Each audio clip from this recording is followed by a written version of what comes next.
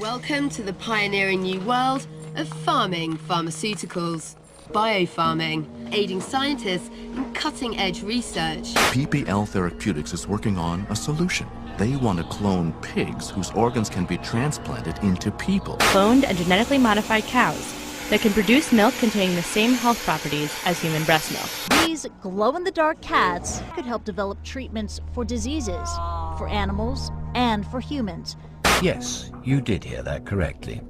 He has put a spider gene into a goat. Transgenic fish. So the fish actually have what appear to be six-pack abs that we see in humans. My friends, I am here to warn you.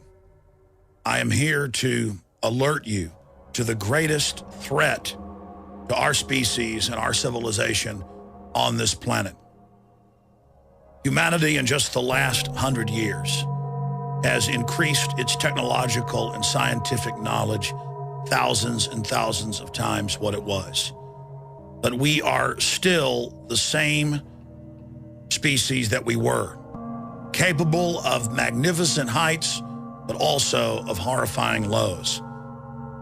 I want to talk to you about the greatest threat to human civilization and society today. Already irrevocably changing the genetic code of the biospheres on this planet, and that is genetic engineering.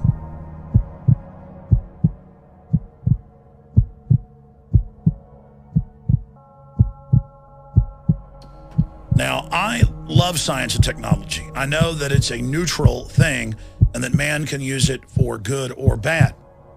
But that said, the controllers and engineers of our society for more than 100 years have believed that if they can discover the secrets of life, DNA, that they will have the keys to immortality. And now you see all the different news articles where they openly brag about this, and the elite says, we don't need a giant population anymore to run our technological systems. We're now phasing into robotics, where the military's aircraft will be drone, where combat robots will do the fighting, where manufacturing will be carried on and executed by non-biological systems. So there is an arms race going on and a technological race going on right now, dealing with genetic engineering. And recently, the FDA has put into effect new policies that allow genetic engineering companies, predominantly Big Agri, to put on the market any GMO organism they wish without even consulting the public. Now, when you look at this, it's not just GMO grass that takes less water. It's not just GMO tomatoes that last longer on the shelf. Every genetic engineer I've talked to who worked at these large companies said that in the different studies of GMO potatoes, rice, you name it, that there would be the side effect of reducing fertility in the rodents, the rats, the mice, the guinea pigs that they tested it on.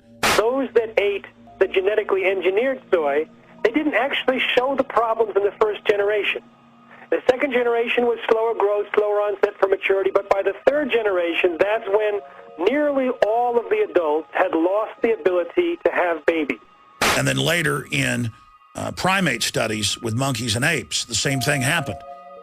And that along with the public trait that these organisms are being engineered for, there are other traits quietly being built in as a Trojan horse that cause biological changes in the body, that increase cancer, that reduce fertility. And these developments are a lot further along than the public has even been told. The information is available, but it's not an issue that gets a lot of media play. And even when